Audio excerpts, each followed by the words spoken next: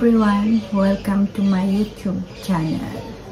Nice to see you once again and thank you. By the way, sa hindi pa nakakilala sa akin, I'm Jem Espeleta, an OFW based in Israel, a simple caregiver and a farmer.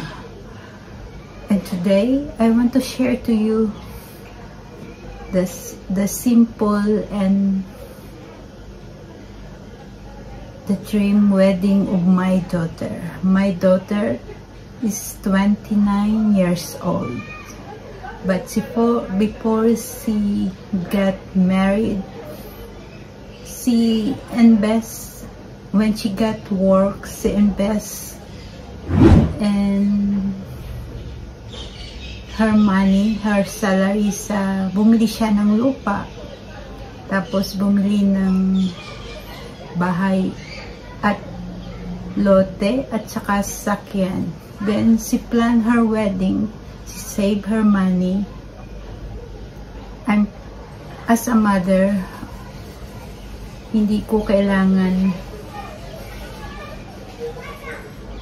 magkuskus ng inodoro para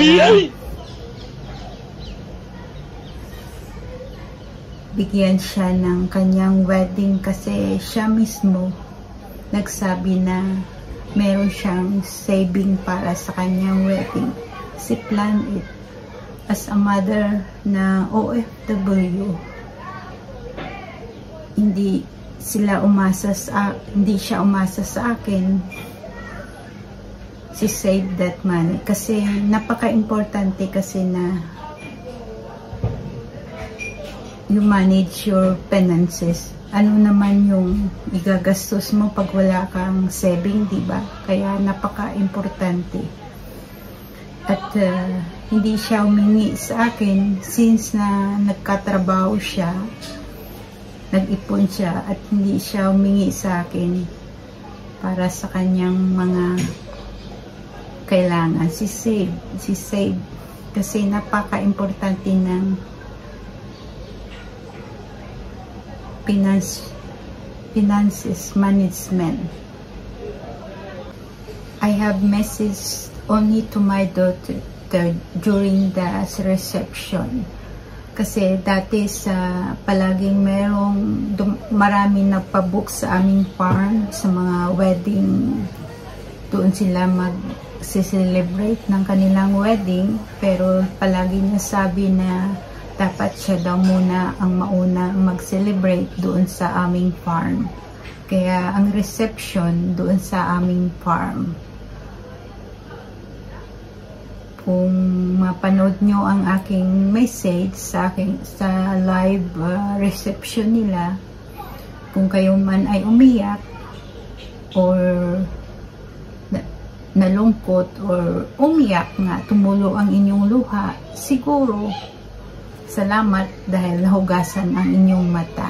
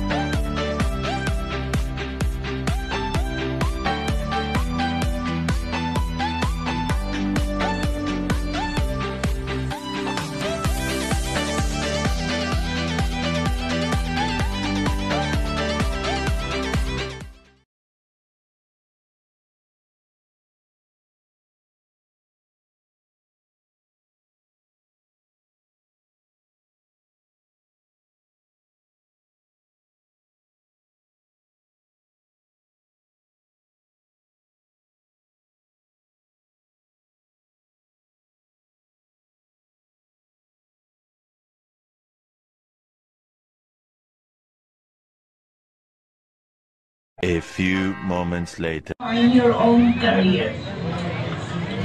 You reach where you are today because you are a strong-willed person like me. I am so proud of your achievements. You even become a responsible sister to your brother, CJ. It's a mother dream to see her child walking her down the aisle, but I still have Miriam to care. Miriam, that God entrusted me to care and look. I choose to stay for her as she now depends on me. Totoo yung sabi sa Bible. In Genesis chapter 12 verse 3, God will bless you if you bless His people, the Jews. I know na naintindihan mo rin ako. I decided to finish what God entrusted to me, His people, a paralyzed Jewish lady. On this special day of yours and RJ, I may not be physically present. I will be one with you in prayer. Our family is there for you. Nandyan si Lolo at Lola mo.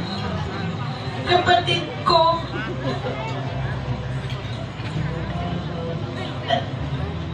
Nandyan si Lolo at Lola mo, kapatid mo, tita at tito mo, mga pinsan mo.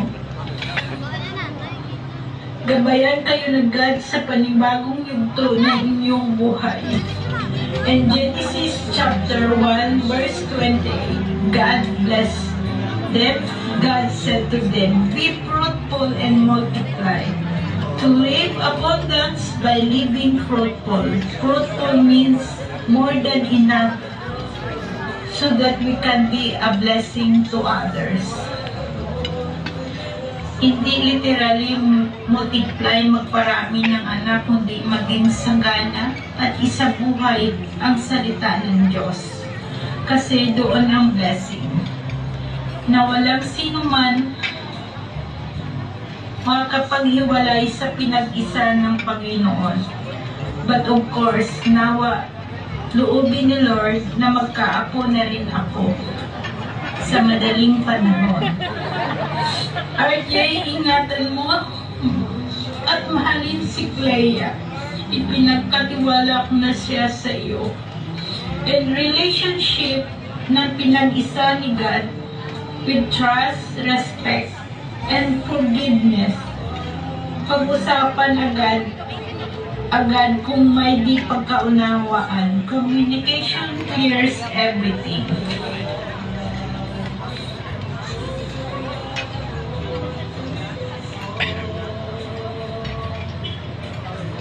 Magmahalan kayo kasama si Lord sa buhay niyo. Kasi pag faithful ka, gagawin ka ni God na fruitful. Pagpalain nawa kayo ng buong may kapal.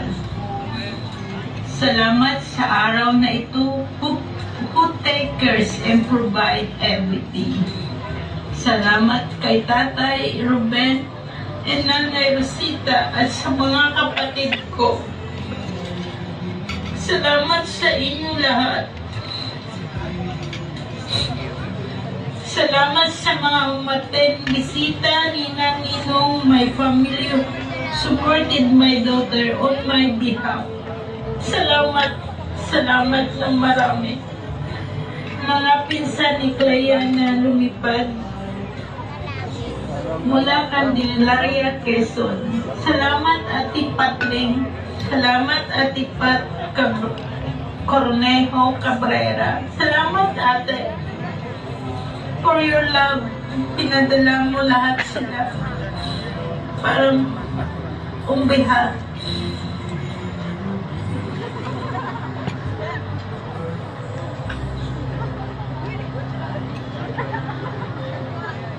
Sa lahat ng tumulong to make this occasion possible. Salamat Balait. Mabuhay ang bagong kasal. Clea Joyce, RJ Inshu, lots of love. Gemma from Promised Land, Israel. Holy Land, Israel. What you can tell to my daughter? Miriam, what is your message to my daughter?